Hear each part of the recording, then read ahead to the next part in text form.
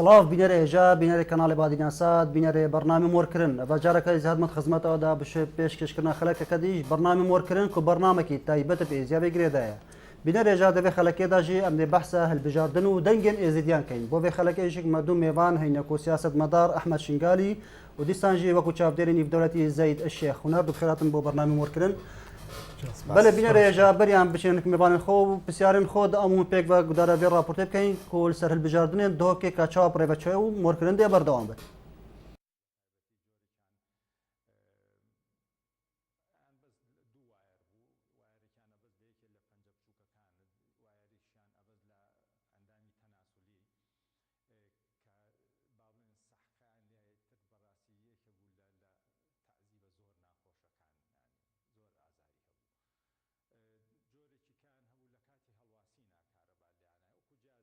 بدیتنا من هەڵبژاردننی پارێزگادەوە کە پاقژی بڕێڤە نەچوینە ینی زۆربەیە ئالیەن سیاسیش بلی ئالیەکی دەسەڵاتدار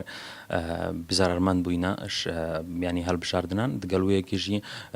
ئەو کەسێن دەنگێن خۆداین بەشکی زۆر جوانە دەنگێن وانە هاتینە دزین هاتینە بەرزەکردن ینی دەنگێنوان بۆ هەندێک ئالیا شوینەکەوان بخۆ دەنگ بۆوان ئالیان نەداین نەش بەرڤەیەکێ ئەم فرد بینن کۆمسیۆنە هەڵبژاردنان یا عراقی پێداچوونەکێت وان ئەنجامان دەبکە ئەگەرژی ینی فەرز و عادب دەستیژی بێتەگرن بۆ یەکی کە هەر ئالیەک دەنگێن خۆیان ڕاستەقینە دەستخۆ ببینە و مافی وڵاتیانژی نەیەتە بەرزێک بدیتنا من باوەکو مەزانیاری هەین ناف کەمپان دەهایما بانگەشە هەڵبژاردنان دە ئالیەکی دیاریکردی ناوا کەمپان دەکە بتنێ بۆی ئالی هەبوو بانگەشێژی بکەن ناف کەمپاندا نامەیەن هەڕەشەکردنێ بۆ خەڵکی فرێتکردن تا ڕادەیەکی کە شن دەکارە گوتینە ئەگەر ون دەنگێ خۆ نەدنەما چادری دۆژی وێژ دەستوەچن و نێش کەمپاژ یەنە دەرێخستن گوتینانەکان ناوێت وە نویسینە و کامیرە ڕاستەریوەینەوە ئەمزانن دەنگی خۆنت دنەکێ و کەون نەدنەمە و ینی ئەنواعید هەڕەشا و تادیدا خەڵکی هاتی نەکردن سەرڤەیەکێژیرە دیارە حزبێت ئێزیدیاژی گەلک هەینەتوان هەڵبژاردنادت بەشدار بوون دەنگێت وانژی هاتینە چاتینە دزین شبڕێکا تادیداوان نەکردینە ئالیگرنوان ئالیا دەنگی خۆ بنێ هاتانەوە ئەنجام نهاتینە ڕاگەهاندن لێ ڕاستیژی مەخابنیژی فەم پێشبینیتکەن دەنگێ خەڵکێن ئێزیدی بۆ ئالیەکی چوبن کە ڕاستیژی بیانی معقولنی نێزدیا هەموو دەنگی خۆدا بنا وی ئالی پشتی ئەو کارە ساتووە و فەرمانی بسەری ئێزدیا دەهاتین گەلوەیەکێژی ژمارەکە زۆریا حزبێن ئێزدیاژی بەشدار بوون وەکومە ئاماژە پێکردی وانژی ئالیگرن خوابوون وانژی بانگەشەیە کرد ناوا کەمپێن ئاوارە دەتکرد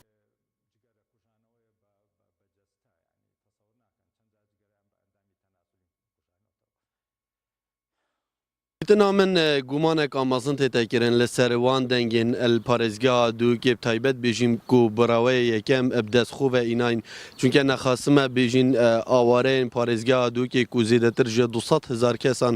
مافێ دەنگدانێ هەبوو ئەف ئاوارە پتریاوانان هەر ji بەرلایەنێکی سیاسی کو قەزا شنگالێ بەرگریش مافێتوان نەکردیە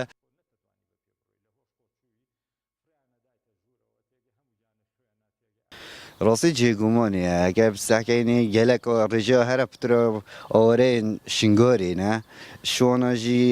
بەرلایەنێکی سیاسی کو دیفاژی نهاتیەکردن لوێژیدا کوشنیکە ئەو 4 ساڵە و 3 ساڵە ئەوەرە بووین شنیکە ڕاستی جێگومانیە کو تو ئەوەرە 23 ساڵەدا چ خزمەتێکەوە کو پێتوی نهات بتەکردن شنیکە دەنگی بداوی لایەنی یەدیاریکرا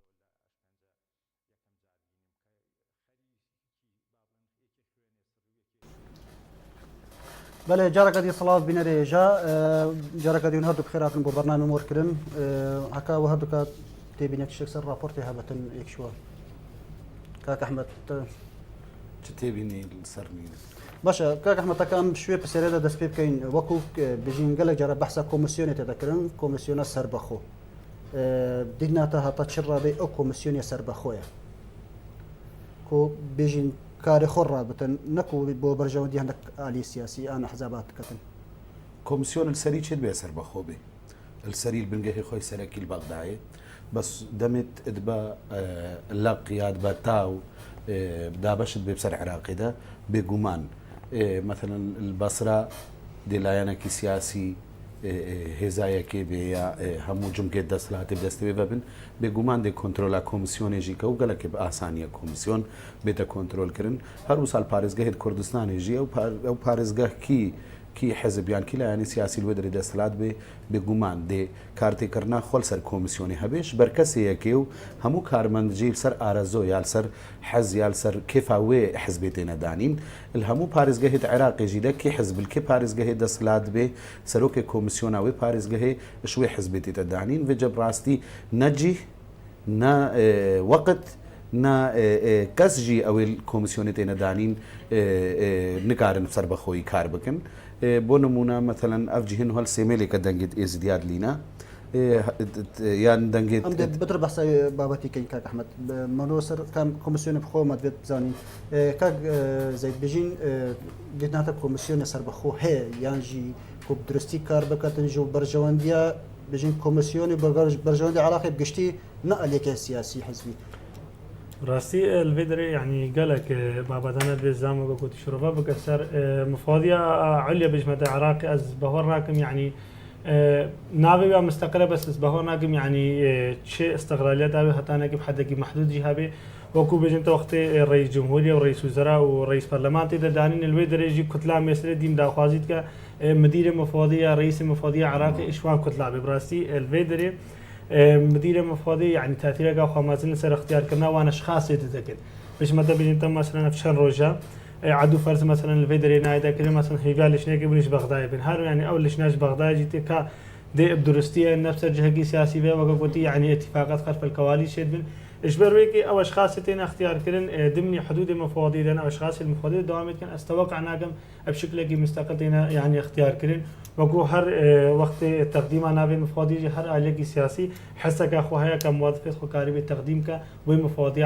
على اساس النابه مستقله. بله كاك احمد بريان بين باجر دوكي والبجارتنا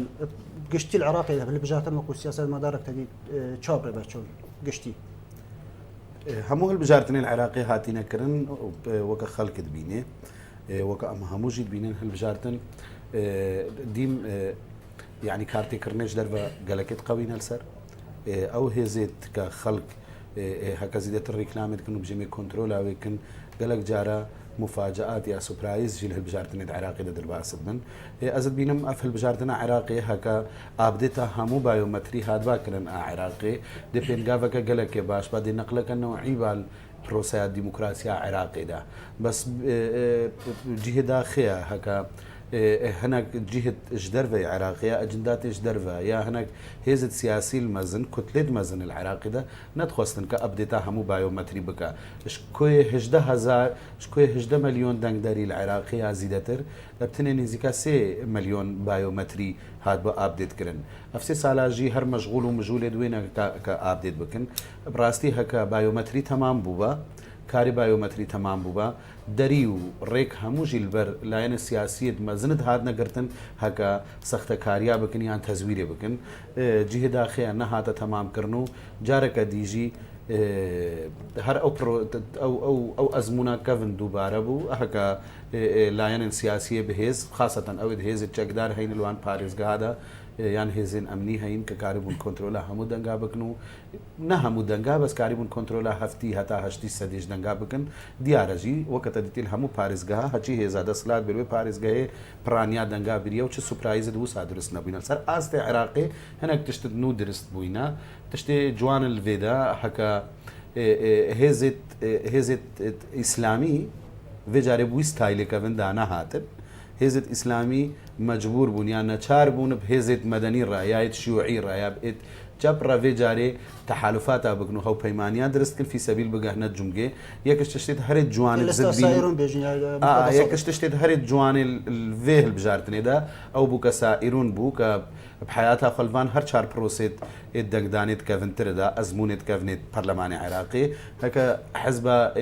اوادي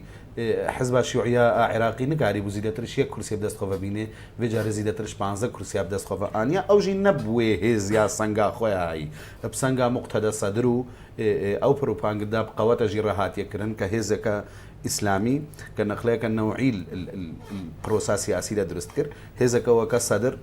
يعني كسكي وكصدر كل 2007 جيش المهدي هبو شر امريكات كرنا في تيروريست بو 2010 بو بيضة الميزان وكاري بو قوات بيتني في برلمان ده راسا قال لك جدابون وانشقاقات في حزباوي درسبون يكشوان عصايب اهل الحق ويكشوان احرار ونزل شيخ مش ليستاوي جدابون بس بشتين جارك دي قوات هات سردا مع العلم دانا هاد بو بليستكي تشلي است مقتدى صدر نبون بس بشتا سائرون قرد كاريبو ايه كيدر كفيل البايتخت عراقي كا نه مليون كاس البايتخت دجين كنيزيكا تشيد بزيدة 3 مليون دنگا هيا بجب راستي قران كاريد باش اصبحرناكم تت سبرايز مازن الفان باريس جهدي هبن بتني اوا هزت مدني تكلي هزت اسلامي بونو كاريبون في جاري و نفيني انجل كيش من هنا كيزار دريخن هكا وسا ركلامت كرن كأودي برانيا كرسي كاك بل كاك زيد كاك أحمد بحثا هالبجارتين بكشتيك العراقي كان بين بارزقها دوكي بيجين هن قال لك جار بحث تذكرين وكنا مت رابورت جيتي كو سخت كاري يعني تزوير هتذكرين يعني دنج هات ندزين دوكي شابري بتشول بارزقها دوكي هالبجارتين شابري وكون شابري كنيف درتي تم متابعة بين هالبجارتين أكيد راسيل بدري تشتكي تني مدريم ديار بكن وقت وقت ما شاف ديري سرت كر ما شاف ديري الدهوك كر بس او انتخابات مرتبط بون بمحافظة موصل بإد نازح داخلي مخيمات العمومي فان مخيمات ما جوا كستافيت كتشك هبون وان استافاج بشكل رابورت معلومات تلقى عندنا ما امجي يعني وقت بيجي تم متابعه كر مثلا بيش ما تحرك ما الجهه كي محدد مثلا المتابعه وان دشتات كر حتى انها مثلا بيتا صدو هالشيء الصندوق مثلا بيش متنازح بشكل كي مثال مثلا نازح حتى انه مثلا هانا سيميل مركزي عدو فرس وكو احمد الفيدري ديال مثلا نظام بايومتري براسي كان نظام بايومتري از بيجمتا كبشكل كي درس هذا باستخدام كم استوقع انكم قالك ليستاج فانيت بلنجي افدن بربانيتي استوقع انكم قالك مرشح فاني مثلا بده وقت يك مرشح 25000 دنگه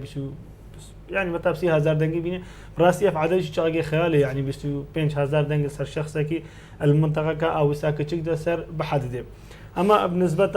داخل مخيمات وفان مثلا هنا جهات مثلا كتحكمين سركلوا هناك مثلا انتهاكات بسيط شيء يعني هناك مثلا شكاوى بسيط هاتنا شكلين بتشتكي والده براستي وكو مثلا الامريكا تزوير تذكرين يعني تاب حدك معقول الحرب دولتك بلنجي تزوير تذكرين مثلا جاء نمونه مثلا العراق يسبب اكيد يعني وقت العراق والساعه منتهي سياده قالك بقوات ذنينا وقت بيش متى عالم جا نازحة بلانغازا ضغطت هناك جهادي حزبي وسياسي جسر هنا أكيد بتأثير أخو السرفان دنقادن هل بس مثلا بيش متى نسبة موصل جي مثلا متى نسبة موصل بشكل بسيط بين الفيدري يعني حتى إنه تقريبا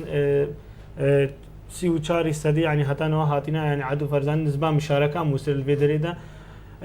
احتمال يعني الفيدري يعني بقي حتى أنا كي بينجي استدي يعني الفي حالة هذا بينجي استدي احتمال أحزاب كتشيك احتمال مقعد ابدا صواني حسب نظام سانليغو 1.7 براسي شغاكي بزحمه تجي واكيد وقت وان جهات السياسي جي مثلا بجمت المخيمات هذا اكيد تعطي اخو ابو مثلا شيء ترسل خلقي هاتا كرن قالك عالمي نويرا يعني بشكل كي وقت دلي خو دنگي خو بدا يعني بحريه بازادان دنگي خو يعني بازاد يعني قالك براسي هذا نسبه كم مثلا يعني دنگي خو براسي بازاد داز بدرج بيدان لكن مثلا مناطق هنا مثلا الصراعات ذهبوا مثلا ويدري احتمال هناك جهات ضغط وهذا كرن انتهاكات البسيط الواندرا هاتنا تشكرين هل بس شكاوني بسيط اكيد انه هالمخيمات هذا دي هاتنا تشكرين هناك اشخاص مثلا دنگيت خب شكل بس نلبي حد معقول بيش متى فرق ده 1000 دنگ و 15000 دنگ باحتمال قبل 1000 دنگ يجي مشكله كبير بس الفي حد وسا معقول استوقع انك مثلا بيش متى وقت ليستك مثلا 14000 5000 دنگ بينه مثلا مشكله قل فيدري ده هاي يعني استوقعنا مثلا برده 1000 كيما 20000 نا معقوله يعني 3000 دنگ بتصوير يعني الفيدري براسي وان ليست دنگت خوجي اني جمهوري خو هابو وش نف جمهوري خو دنگ خو اني بل كاك احمد كان بين بيجي في قرب على غيدو في هو سيدا ودا نزيكي شيست از كان دي از دي خرش حكم لستن جداده وضع وان هو بشتي البجارتني ديتنات تشليات اي عندك يزيد بسركه بنيانا جدور كوتا بيجين كوتا او كوتا بەروڤژی ئەو بیرۆ بۆچوونێ نێف ئێزدیا هەمووی دەهین ئەز بخۆن نەبووی ئەزی دژی ژمارێمە هەکە دژی عادەدم هەکە پێنجی و سێنە ئەس نەدژم هەکە خەڵک خۆ کاندید بکە ڕاستی کاندیدکردناوان ژمارە سەر لیستێت عەربی هەبوون سەر لیستێت ئێزدی هەبوون کە بیژن ئەمنا کوردن سەر لیستێت کوردی هەبوون سەر لیستێت جدا جدایت کووردا هەبوون پەکەکە پارتی ئێکەتی یان نێزینگی فکری پەکەکێ لیستێن نەتەویên ئێزدیا کە بیژن دین و نەتەوامە ئێزدیا سەر لیستێت عەرەبا وەکە فەتح و مەدەنی و نەهج دیموقراتیا محافظێ پارێزگاری مووسڵ سەروان لیستا هەموو هەبوون ئەس بینم شتێکی گەلێکی باشە هەکە دەنگدەرێ ئێزدی کاربێ وجە جدابوونێ نێودە بکە زانبێت دەنگی خۆ بدە کێیا وێ بەهوەریە ببەخشە کێش وان کاندیدا ئەو قەرەباڵغیا دروست بووی ئەکید قەرەباڵغی نەش بۆشایەکە یاش فەراغێکی هاتیە ش بێتفاقیاوی ملەتی هاتیە ملەت نکاری بوو یەک ئەفسێ ساڵە 4 ساڵە ئەم خۆدانێت خۆ و کەیسەکە کە مەزنترین کەیسەر سەر ئاستی دنیای لڤان هەرسێ 4 ساڵادا مانیکاری بوو ئەم تفاقکە نێوا خۆدە درستکە چاقێت نکاری تفاقی نێوا خۆدە درستکی ئەکیل وێ وسات بەربەلاف بن ئەف دەنگێت بەلاف بووین ئەزت بینم هیچ گونەهەکی کاندیداتیدا نینە هەر کەسەک و تموحی خۆ هەیە هەر کەسەک و بیژێم پاشە ڕۆژەل پیشان منە گەشە ئەف دەنگێت کە نها هەتا نهات نەهاتینە هێشمارتن جیداخەیە هەنێک دەستگەهت ڕاگەهاندنێ یاریێ یان لەعبێ ئاسابێت ئێزدیاتکن یا دەرون یا سایکلۆجیا کەسێ ئێزدیتکن فلان کەس بسەر کەفت فلان کەس بسەر نەکەفت فلان کەس بسەر کەفت هەتا نها ئەو کەسێت کە گوتین بسەر کەفتین و ئاهەنگژی گێڕاین و شیرانیژی دابشکرین بسەر خەڵکێدا نهەل سێمێل البەر دەرگەهێ وی بنگەهینە بنگەهێ جداکردنا دەنگا وجە نزە کەسێکی بسەر کەفت بێ و شاهی کرد بێ و شیرانی بەلاف کرد بێ بەر دەرگەهێ دەنگا چت کەل هیڤیا دەنگایە ئەس vê nizanim ڕاستی divê çiqekê ew dengê dimayîn tiştekî dî jî heke êzidî aciz kirin seranserî dengê Iraqê hatine cidakirin tenê ew dengê êzidiya mayîne bijê guman em sera kêşenîne ew deng bo kê çûbin ya bo kê hatbin zîdebarî ew guman yan ew tiştê zebabî kel ser wan denga heye ڕاستی مدیت هەکە پرۆسەیەکە گەلێکێ جوانە ئێزدیا بقەوت بەشداریتی دەکرد هەکە ئەف حەقی هەر هاوڵاتیەکی ئێزدیە بەشداریەتی دەبکە و ئەس بینم ئێزدی واجبی خۆڕابوون بجە دەنگ بێن دەنگشکێرە چن دەڕەکە حەمەدە ئەندە ئێزی دەبسەرکەون دەچن بێگومان ئێزدی دەبسەرکەون ئەزلوی بەهۆری دەیمە لیستایەکەتی نیشتیمانی کوردستاندا ئەو کورسیال مووسڵێکەتی دەستخۆڤەتینێ ئێزدیەک ببە پشتی دەنگ تێنە جداکردن هەر وساژیش یەک دوو هەچێت بێ هەتا پسیاژی لیستە پارتی دیموکراتی کوردستان دەبسەرکەوێ هەتا نوها لیستە ئێزدیا دیموکراتی لیستە حزب حیدەر شەشۆ هەتا نوها خۆ بێ هیڤی نەکریە بژێ دەنگێت مەماینە هەموو لیستێ دیێت کۆتا ئێزدیاژی کە تقریبا ئەو بووە تقریبا بۆ لایەنێکی دیاریکراویان بۆ کەسێکی دیاریکری یەک لایی بووە هەتا نوها ئەو لایەنە دیژی هیڤیا دەنگێت خۆی نەوت بیژن ئەزی ئیگەشبینم هەکە سێ هەتا 4 ئێزدیا بگەنە پەرلەمانی عێراقی بەس بە نوها ئەس نەی گەشبینم کە لێ دەریە کودۆ بگرن هیڤیا ئێزدیا هەمووە ئەوە نوها قۆناغا زەحمەت دەرباس بوو قۆناغال سەر هاوڵاتی دەرباس بووە سەر مواتن هەکە چاو دەنگی خۆ بدە و خەڵکی بگەهینە پەرلەمان نوها شەڕێوەیەکە بکە پەرلەمانتاری ئێزدی کاربێل بەغدای هیچ نەبێ بلا لایەنێت خۆیت سیاسی پرۆژە و بەرژەوەندی مشکل هەڕۆژیان ئەوەیە دەماچ لە پەرلەمانی لەوێ دەرکێ هەرێک کاری بۆ حزب خۆت کە بۆ بەرژەوەندین حزب خۆ سەر ئێزیات حەقەکی مەشروعە مافێ هەر کەسێکیە هەر کاندیدێکی کە لیستێ دەبسەر بکەوێ بەرگریە یا دیفاعێ حزبا خۆ بکە یا لایەنێ خۆی سیاسی دەنگێن ئێزدیاوی شوی بەس الهندك بابتا وكب ازديا فدغريدا يا حقا بن چن كسل ودري بنشكي لایەنە سیاسی بن پشتێ کودۆ دەبسەکنن جهه داخەیە کە قۆناغا چووی دکەسمە پەرلەمان دەهەبوون بەڕێز ڤیان دەخیل و بەڕێز شێخ حاجی گندۆر هەکە هەتانها 4 سال دەرباز بوون یەکیش هەردووە ژمارە تەلیفۆنا ئەیدینینە یەکیش هەردووە دجارات پەرلەمانجی دە سلاڤل ئێدی نەکریە وجە ڕاستی مەناوی جارەکەدی ئەو ئێزدی چنە پەرلەمان وێ تەجریبا فاشلە ئێدبەری خۆ دووبارە بکن پەرلەمانت بەرینەوە پەرلەمانتارێت ئێزدیات بەرینەوە چوینە پەرلەمان چێت بێ وەکە ئستراحێ بوو شوانڕە بتایبەت ئێدبەری 2014 خەڵکی دەنگی خۆدایەتی و چۆوێ دەرێ و کە ساڵی جارێکی خۆنیشا ئێزدیا دابا ئێزدی ڕاری بوون بەس ئەڤین هۆتچە ڕاستی بارەکی گلانی سەرملە زەحمەتەکە مەزنوێ بینێ ئێزدیت وی سەردەمینە دۆکێت وی سەردەمینە نهۆ دنیا گوهڕی زەمەنی سوۆسیال میدیا و تکنۆلۆژیایە گەنجێت ئێزدیا خۆرتێت ئێزدیا پراسی ئەس بەهۆر ناکەم جارەکە دی ئەش کەسی ڕقبول بکنێت چه هێزە سیاسی دەبێ بگە پەرلەمانتار ببە پەرلەمانتار بگە پەرلەمانی عێراقی دەنگێت ئێزدیا ببە دەنگێت ئێزدیا هەمووان بشەوتینێ و چەلوێ دەرێ جارەکە دی ڕوونی ڕاستی قۆناغەکە گەلەکێ زەحمەتە ئەوە چە پەرلەمان ئەرکە واجبێکی گەلەکەی مەزنی سەرملا زەحمەتەکە مەزن وێ بینێ هەکە کاربێ 5 سەدێش ئێزدیا ڕادی بکە بەڵێ شێخ زەیتەکە بژن تو بێ معادلێ چا بینی بێ قەرە باڵغەیە و نزیکی 53 کەسان وەکو کاک ئەحمەد دەرکەن مڕەشحن چا بینی ئایا دیدناتە هەندێکی ئێزی بسەرکەبن کاک ئەحمەدی وی گەشبینە و هەندێک ئێزی بسەرکەبن براستی يعني تشتكي واردة يعني أكيد يعني كهناكي تزيد بشمتها سر بكفن وكو يعني في عددي ما زلش مرشح هاجرة أز بيجم بتر تعدي الدنجت إزدياكر بشكل كي يمازن بيجم كان برادر أجي يعني بري إنها بيجم تا انسحاب ونجبان انتخابات أي شوان كانديد ما يدزدي ما نبي منابي بيجن براستي انسحاب بيجم خطوة قلقة إيجابي جيكر بينجو سي مرشح أن تبي معادلة حسابك يعني حسب نظام إنساني قلت حسابك يعني حكا بيجم تاوان جهات سياسي جيب راسي كدعمك بسيط شنو مرشحة جد مرة ناكر استوقعناكم شن شالي قول في دنيا كبيرة يعني عدد أصوات ماشي نلبي حد معقولة إنما حكم جداب قائمة كان مشترك بيجم يعني حسب إحصائيات سد وشيلي 2000 كاسي يزدي حق دنقاني هبو يعني بيش متى كإزدي قائمة كمان موحد هبا يعني خد ليك بانيت مشاكل سياسي لا سياسي شيء بانيت قائمة كان مشترك هذا باشكرين يعني احتمال هتانا كي هش برلماني نه برلماني مهما باستثناء كوتا يعني الفي حالي احتمال قد ده مقعد يعني نه مقعد ده مقعد تل برلماني عراقي ده بانيت يعني تا يعني الفي حالي ازدي احتمال قريبة معادلة عملية سياسية الفي برلماني ده بغيني بس مقابل مثلا بيش متى قال لي سيد كتشك هادنا شيء كرين وان ليست كتشك جي مثلا بيش متى احتمال هنا جي 5000 دنجي من بين الشوتاندن هر بس يعني سي حزبي دي زايد كتشك جي شونا كوتا مقابل براستي كوتا جي يعني او جي قال لك دنجا شوتين يعني بيش متى هرب يعني بكل الاحوال دنجا جبتني كوتا او سودا ضمنانديه يعني سي حزب شونا كوتا جي او جي احتمال هذا 20000 دنجي 25000 دنجي يعني البان حوالي هذا يعني عدد نقاري بحدد اللي هشتا النسبة كم مزنش أصوات أنها هاتي فرزاتني يعني البيدريجي ابتناء بجيشوان دنجيت كوتارا راستي كان يعني محاولات هاتنا كرين أفليستيت إزديت كتشك وديجي يعني محاولة كي بكن يعني البايك رونين يعني بكن حل كي مشترك كارم نبغى ليستيت دابنا يعني فان انتخابات بس مقابل براسي ديسا جهات سياسية بيشوان جهات يعني هر بجمتا تدخلات سروان هاتنا كرين ضغط سروان هاتا كرين هر هناك يعني تقريبا ديار كيف تقول هداية بسبب في تشتي براسي حتى يعني انها جادا يزدي بشكل عام نزاني شو سببه هر جهه يعني كرا بيني بيجن اكا بلستك شوبانا كتدا ديار كرنكو هشت نحمر شهد شوبانا اللي دمشق مجبور بون اف بارتي سياسيه مازنشك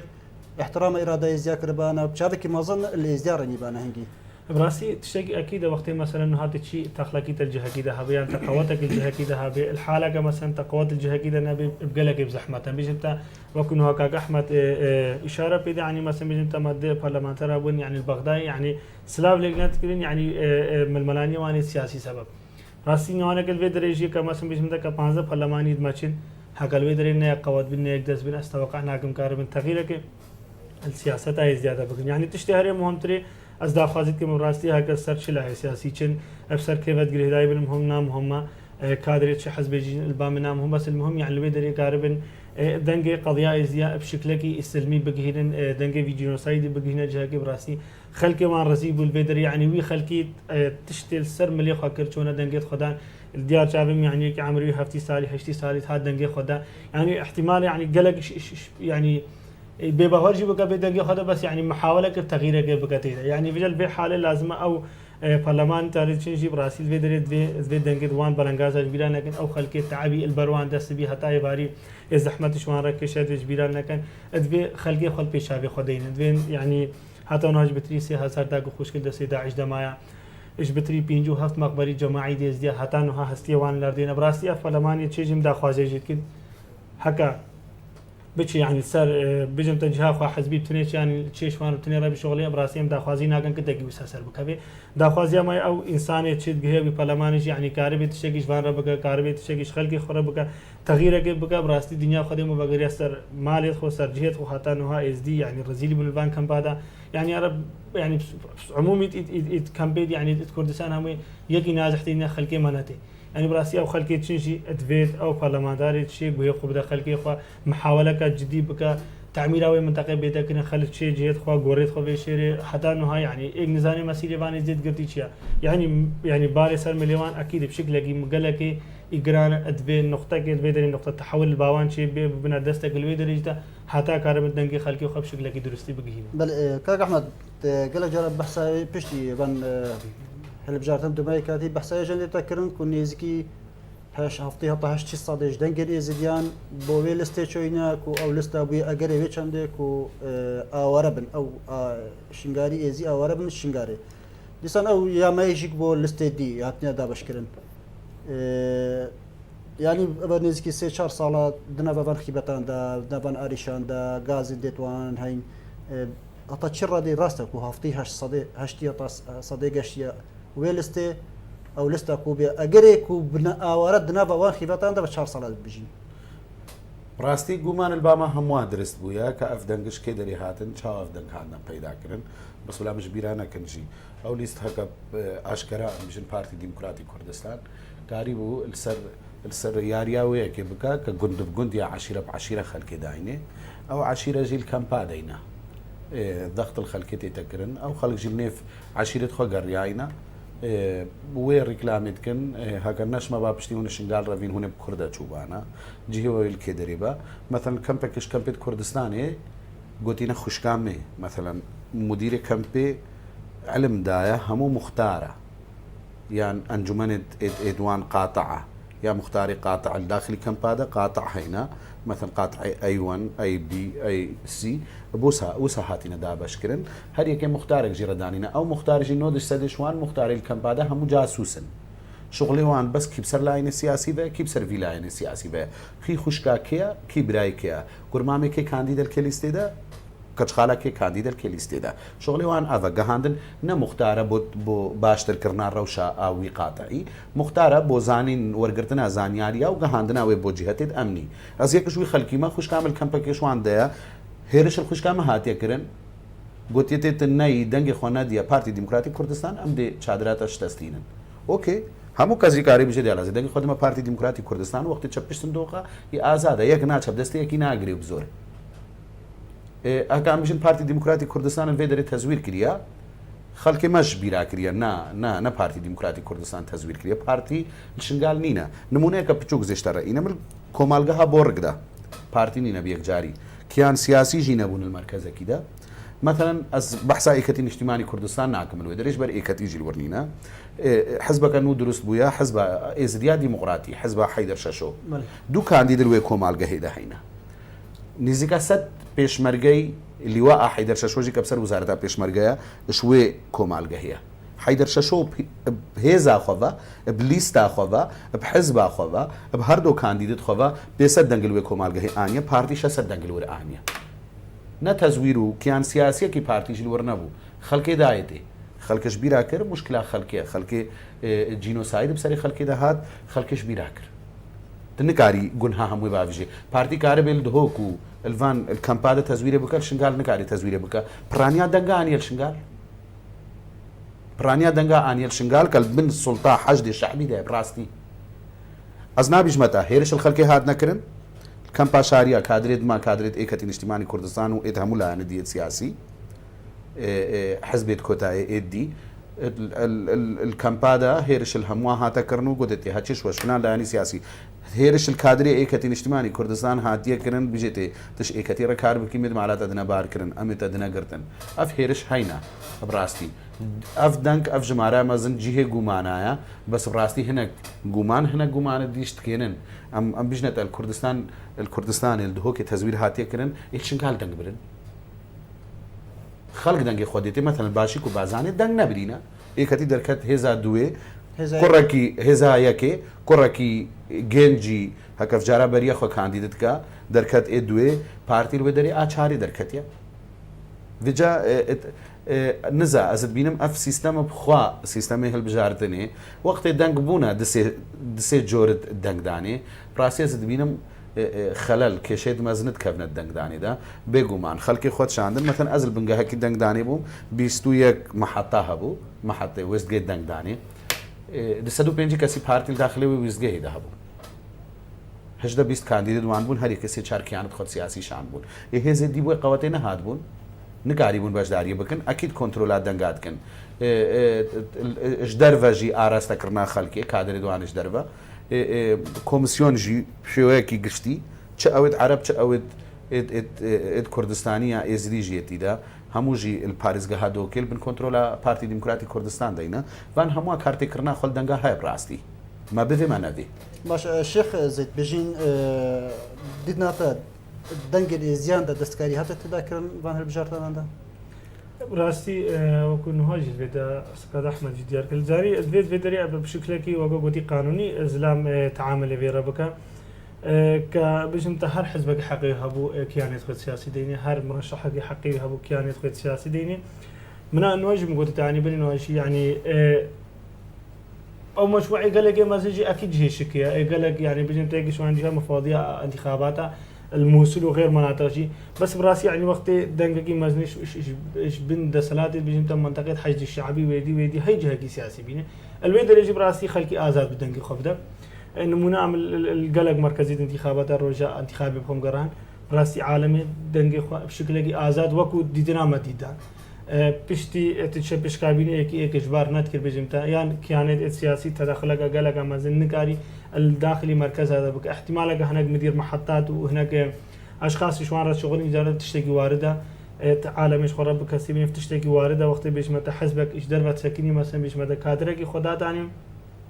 وكو مثلا عالم شو دنگي خب دا حزبي هر حزبي ديش حكي خواب كاري شخصي خوش دربه دينه دنگي خب دا دريجي از بيش متى انتخابات نهادنا كن افتشتكي وارده اكيد ضغط العالمي هذا كن بري انتخابات احتمال بين نخش عالمي رشون احتمال تهديدات بشكل غير مباشر عالمي رشون بس ازناب يعني الوي حد قلق يبقى مثلا بيش متى التعدي يعني هذا كن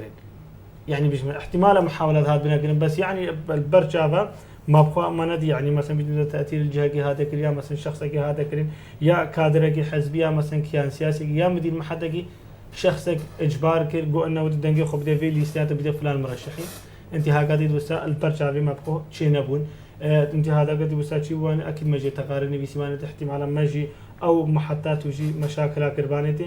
بيجا الفيدري فيزنام بشكلك يدرس بفكري احتمالات دنجي ما الويدري نوع قادلي ما هبن احتمال المخيمات نوع قادلي ما هبن احتمال قلق مرشح نوع به وليد مثلا بيج ما بيجي عزيز 1000 دنجيني احتمال 5000 دنجيني متوقع يعني نقاش اشخاص احتمال يعني اصلا يعني اخوه ترشيح يدور دائما متوقع بفوزيج يعني الفيدري معادله هم احتمال بتغيير عندن انه عدو فرز المركز السيمي اللي تذكرن بري تقريبا ساعتوني بقيت بري كان بس يمكن كاك احمد بوشت روجانا اف عدو فرزات تذكرن كو بجين دنجن اورا کلیجا چندری دال سیمیلت هاتنیا دانان اگرید گروبونا فرض کردن چی بون یعنی خلک که گمان کردن کون دستکاری لوان دنگا بتکرن تزویر بتکرد وان دنگا در دنگ بین صوتین یان دنگ بین لادان هندک وكو هون لودركي وامادان لودركي نو هكا دنگ كدنگ الودري بين تزوير كرن يا بين شوطان دن يا بين لادان جي گنهوان دنگا ورگری بو کمیسیون بالا هل بجرتان راستي کمیسیون نهلا جدا كرن جرا بيتكرن يا فرز وعدوان بيتكرن راستي كدقيقه بري فرز وعدوان هاد باكرن همولا يعني سياسي راديبون نانا اولا يعني دسلادار هكا نهاتينا تومات باركرن هكا تزوير بكن الوان دنگادا راسي او شماب لستربون هكا او دنگ بينا اجدا كرن كوميسيون بشار روجا مبرر اويك ام بس تشتي ميزاني كو لجناكش بغداد هاتبو او لجنه ابا بري درجه كوش بغداد دركفتي وطانو نقشتي كو اقشت كرسان بس نقشتي في نوها افبري سي 4 ساعات جدا كرنا دنگا دست بيكر مغوتتا جهه دنگا بخوا او هولاتي دا قاعاتي دا او بخوا همو جهه گومانينا صندوق الناف دا جهه گومانينا وكك امد بينن قالك تيب يا قالك لزقاهات يليدان او قاعاتي دجي سي چار درينا ابتند هيلن او كيانات سياسيه مراقبه نيف دولتيه كادريه حزب او تين الويدري تهين البردرجه سركي درجه الرئيسي بسكنن ده درجه ديجي الوقاعي هينا همو جهه جومانيا بس أصبحناكم الوي مستواي تزويرتي ده بيتكرن بس تش هيا بروجيك هيا هكا نافين دنجد ازديا بين جداكرن براستي از نابیش متش با کیلایانی سیاسی با باشی مقرسه لاین سیاسی افدن گهشتینه بغدای ابریا الکترونی گهشتینه بغدای نه بغداد زانی هر لیسته که چند دنگ برینا سر آستی پاریس گهی افدنگت نه هلوی دریدا دنگت حزب زیده ناکا تنه آلو گورا کاندیدات کا مثلا کاندیدا کی گلک دنگ برینا پشتی دنگ تینا جدا کرن هر او دنگت لیسته دمینن مثلا مثلا وساعة ديار كرن كإيكة الاجتماعي كردستان 32,000 حتى 35,000 دنگي الموصل بريا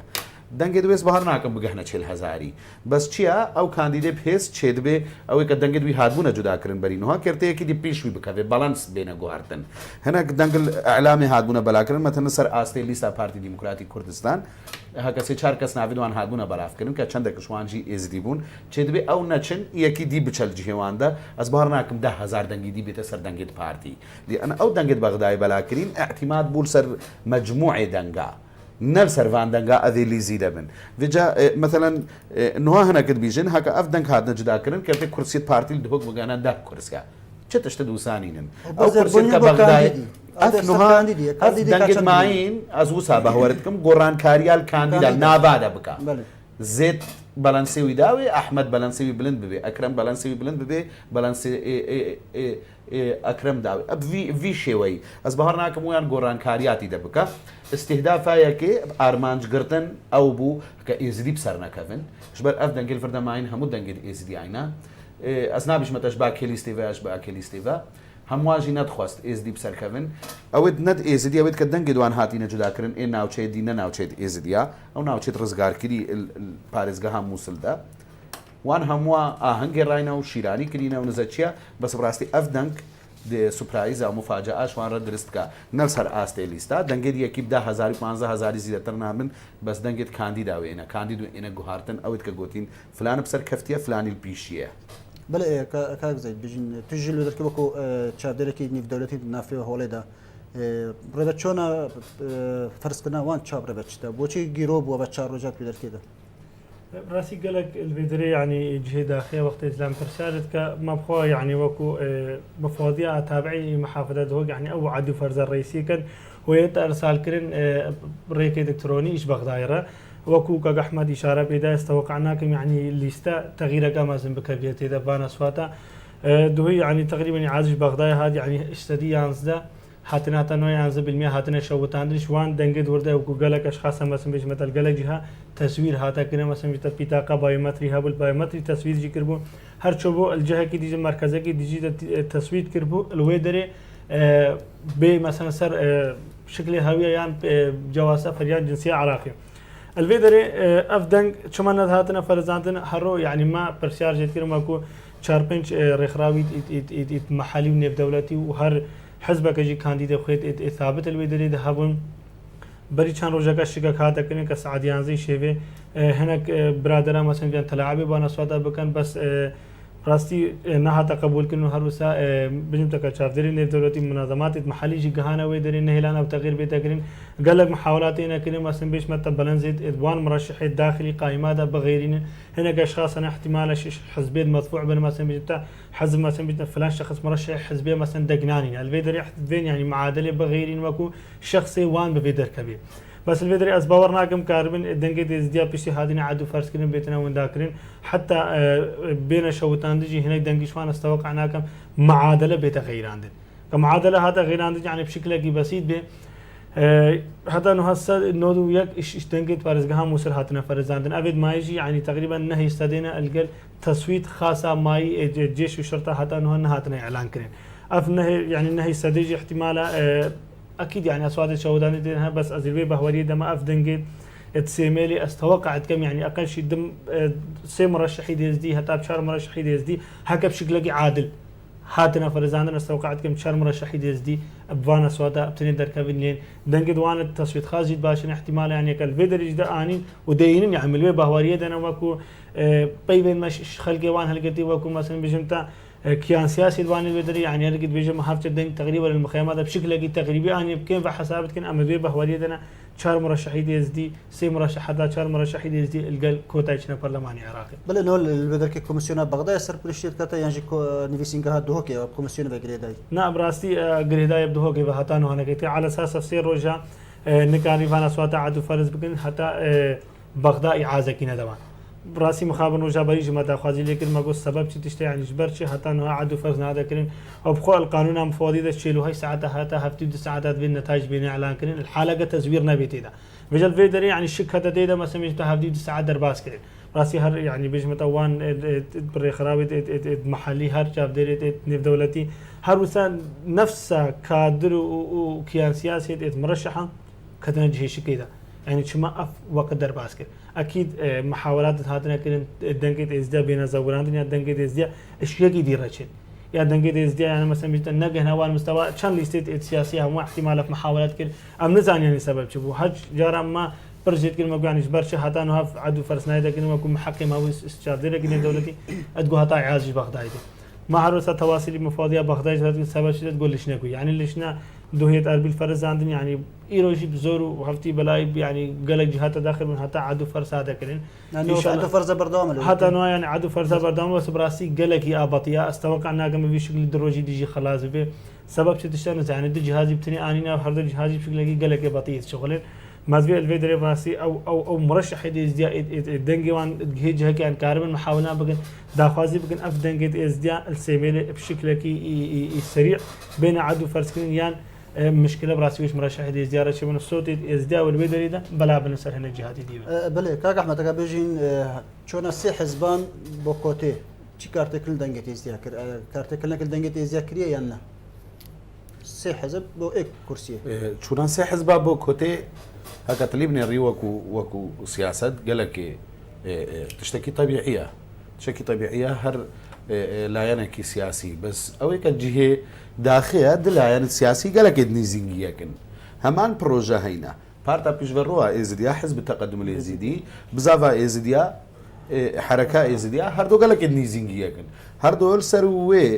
السروان برنسيبا كارت كن هكا ازدي نكردن كازدي اولاوان نتواوان ازديا افش ما يكونوا ناقرن از نزعنم يعني بري يقبون جيك جدابوينا او جهه باوريه مثلا جهه اس سرنج راكشي وسر سومانيا براستي يعني مش مره غريبه هكا بادي في جاري هاتت كوتايدا بادي بارتا ديمقراطي بارتا ديمقراطي وازادا ازديا في جاري بقوت هات بتقرا بانيدا هكا بارتا كان يزينجي فكري بكاكيا هزا عسكري هيا اسايش هيا بس نقاري ودنجت خو بقهينا وياكي اوي حدي هكا وي كرسي بدست خوا بيني دنجت كون كريتي هبون ريكلاما وياكي كركا دنك اد ماينا هكا جماوري همو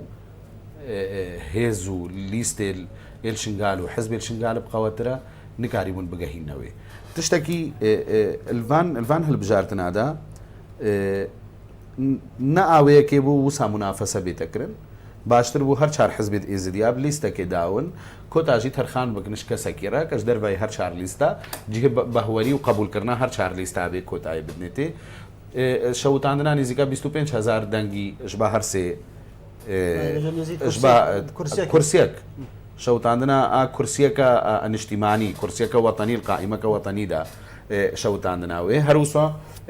لیستا حیدر ششوجی که 15 کاندیدا داهات بو چو بوا دنگدانا آن اجتماعی آن آوطنی قائمة وطنية بو حتى انه دنگی ویجی کرسی مسوگر نکریا یعنی انه به حالتين نزدیک 40000 دنگی ازدیا هات شوتاندن تشوان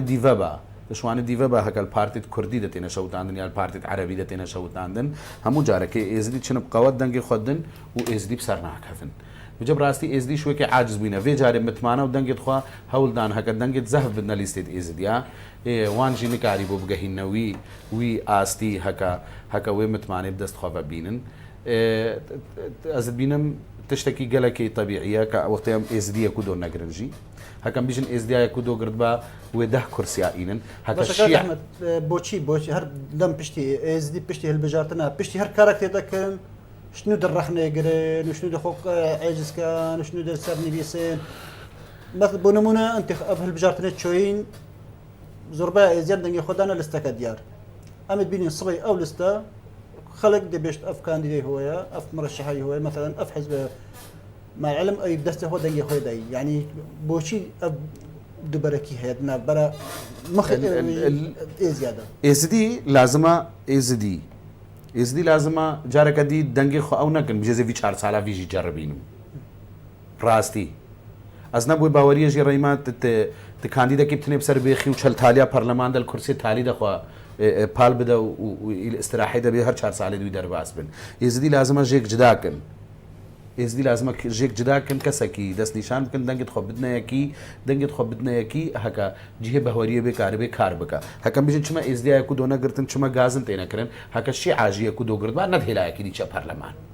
شیعب نزیکە 20 لیستادا هاتینە هەکەوان ژیەک و دۆگرتبا ئەم خۆ بەراورد ناگرن وارە مقارنە ناکەن هەکە سناژی پێگرە داهاتمانە سنا نیوێ عێراقێنە و نیوێ پەرلەمان احتیلال کردبانە ئەفچار پرۆسێت دوی پەرلەمانی ئەفچار ئەزمونت پەرلەمانی عێراقی سنا نکاری بوو جارکێ ببنە نیف نکاری بوو جارەکێ ببنە جیهێ قەراردانی نکاری بوون جارەکێ پەرلەمان پەک بێخنیا بسەکنینن هەکە کورداژی کوردجی بەیەک لیستێ داهاتمانە کوردوی گەلێکی بقەوەتر چوومانە پەرلەمان کردێ 8 کورسیژی ئانی بانشدالا ڤان شێست کورسیت ئێت پەرت و بەلا هەکە کوردی چوبانە ئێزدی بوارە ناینە مقارنەکردن ئەم گەلەکت کچکن ئەم هەموو ئێزدی بووە هیڤە بوون بەس ئەزل vê دەری داخوازیە شملەتی خۆتکم جارەکە دی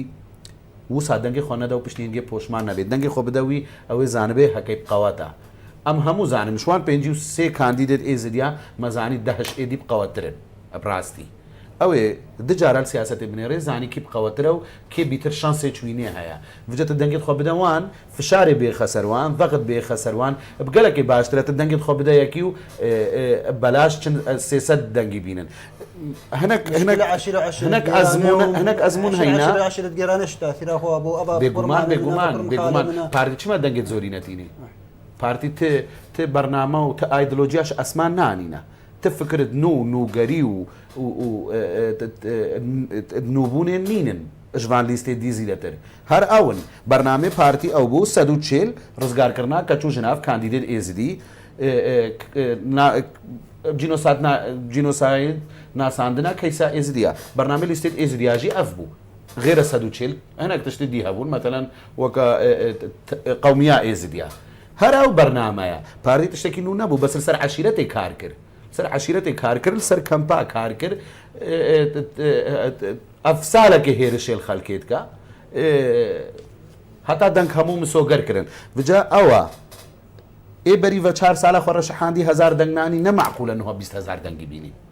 مثلا تشتێک نەهاتێک گوهارتن الوی حەدی لازمە ئێزدی بتەفکیر جارەکەی دەنگی خۆ بدن بێ بەرنامە دەنگی خۆ نەدن لازمە بەرنامج زانم تەرتیب بکەن و دەنگی خۆ چاوا بدن شێخ وەکو بژن دەمەش نەمایە بژین نەڕێخستنە ماڵە ئێزیدیان تو نبینی ئەڤەشک بووی ئەگەرەوێ چەندە چوو جارە ئێزیدی نەک هەنە ئەرمانجن خۆ ڕاستی الوێ دەرێ مەڤێ ئەم دیار بکەن ئەستەوەقع ناکەم چابرای ئێزدی ماڵەکەی دەپێکردین يعني شواتي محاولة بكي إزدي هم بي بقول نمونا كم ببني يعني دنجة إزدي أوروبا دنجة إزدي أوروبا يعني هر جهة سياسي هنا دنجة بره راسي دنجة إزدي أوروبا جينا جاكن إزدي أوروبا إتكاري من تصويته بقول مثلا مسلسل احتمال الهانوفر يعني ألمانيا بتني ده الهانوفر ودور بريد احتمال قريبا مقعدة سر قائمة وطني بحسنية بس مقابل يعني قال لك أشخاص يعني الشخص دي تدخلات سراتنا كن هر حزب سياسي هنا دنجش مرة بين انت حزب التقدم مثلا انت هنا دنج برين حر مثلا بيجي حركة ازديا هنا دنج برين بارتي هنا دنج برين كتي هنا دنج برين يعني مقابل افسود وسالتي از بيش متى حكا دستو دارك بانتي يعني يك قرار بان يك را بانتي قريبا تدخلها بشكل مباشر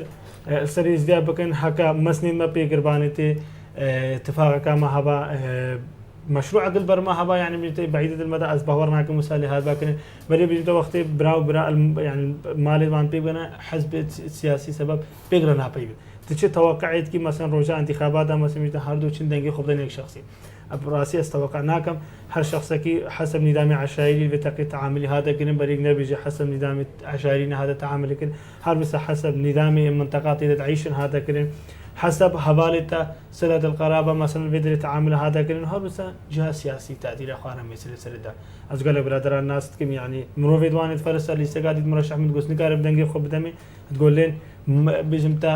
أزي بسر جهة حزبي وما قبولناك رسمي دنگي خب دميتي باش يعني كالفيدري براسي أسهلت بين سببها حرام يستري أو لعنة سياسي التحكمية عن كنترولية سر إزداد كن نهل سبب نيكودي حقوان الآلية جرى مجال ده تجي احتمال إيز دي خفا إيجي قبولناك الشخص كي قبولناك وجاء الفيدري يعني قلق بزحمته دنگي دي زال الفيدري بيمتك بايومتري بقى توقعتكم هناك مرشحة بيس دنگ بترنا بالبايتي حقب يعني بشكل جراس وخبا هني رئيس قائمة نجهاني بيس دنگا هني رئيس قائمة القائمة ماذا بتابعي ما نجهاني بيس دنگا باش هيك بايومتري بقى بشكل درزبة شكلك صحيح بقى تزويرنا هذا لكن استوقعتكم يعني نيبي في خلقنا شو انتخاباته عالمي بهوري براسي انتخابات انا مع عالمي بهوري ابن نريد زياد برينو هنما يعني دنگا كي منا وهاتانا كي نو هم سميتم بهوري اخو بين يعني انت بدي الشخص كي سبت شيء دنگا كي تشينا بالودي ده قالك بزحمه الراس بله كاك احمد حكام بين عليك وكو كادركي كتيتو بوشي هند دجات همو بارتين كردستاني الى دجاتيه اكتي شمالي كردستان كان سليمانيه يعني كو سليمانيه كركوكو اكتي دنگتي ناين خرط تزويره او همان دم داكو او كسان او لستنكو دجاتيه اكيد كان البحث دبره بعدنا دبره سر بارتيفا ناكنكو اوان تشو كرسي دينين اكتي نجتماني كردستان دسلاتا هوليريال ديز دبو بارتي دسلات جي ورقرت بشيوية كي الشيوية يكتي الودري جي عاجز نبو 50-50 بو حكومات بشتي هنجي بارتي بقوات تركت يكتي خو عاجز نكر ده هزارو نهي گوران درست بول پروسا بريا دنگ دانه دا 25 كرسي آنين يكتي گوته پیروزی بي بشتي هنجي كاكبر هم جدابو ليستك چيكر نوي نويل سليمانية دركت چند ليست دي دركتن يقرتو گورانو هموالوان منطقة دنگ تانين بارتي جارك الكركوك دو كرسي جارا ديجي كرسيك جارا ديجي دو كرسي ايكتي هرد گوته پیروزی بي نزا چما چاقي افخل كمو بسرد كذي ايكتي بيجي هموا پیروز بي اچا بنگه هدوان پیروز باهیه چما چاقي ايكتي برين هناك هز هينا بتايبت اف هزيد نو درست بوين قبول ناكن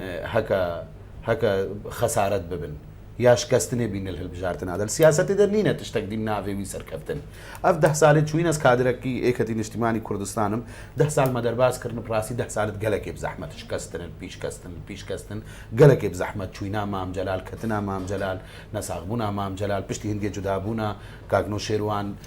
برنان نيفي دنگت ايكتي همو هزل كردستاني دا وقتی گوران درست بویی پشتگیری پارتی دموکراتیک کردستان که هول دان که اکتی نهیلن پشتی دکتور برهم درست بویی همو راگهاندنا پارتی کتت خدمت دکتور برهم دا في سبيل تشتكي دي جي هيا افخل كتال نيفي اكتي دبون همو جمكت دسلات الديز دبون روجاكي هر وان تلفزيون و ويرا گهاندنا پارتي و يا اسيبرا پارتي ادگوتوان گاندل و دزو نزچه دم يك و روجاش اكتي در كفت يا استقالش اكتي كر راگهاندن و اف راگهاندنا سيبر يا اس نافسر بخو همو قبل پاکانه بويت كنو پاقجت كنو درتخن ككسكي كاريزما و گلك مزن اكتي دنگ انين هكا بيجن ايكتي دنك هكراندين يا نزاتشي دست خوش بو ايكتي كهكر جي كربن مادام سيستم عراقي هم وبتني ايكتي كاري هكر بكا والله زد خوازم ادهوك جي هكر باش احمد دمنا قالك سباز بو احمد شنقاري وكو سياسه مداركو ميفان بالبرنامج لسان زيد الشيخ وكو شاف داريني في دولتي كنتو الشيخ بجربي برنامج مور كرندا قالك سباز بو هردوكا بلا بنا رجال بيرا ماتني دمايكا في خلكش برنامج مور كرن هطا جارك دي خلك كدي بن شاف ديرا خدم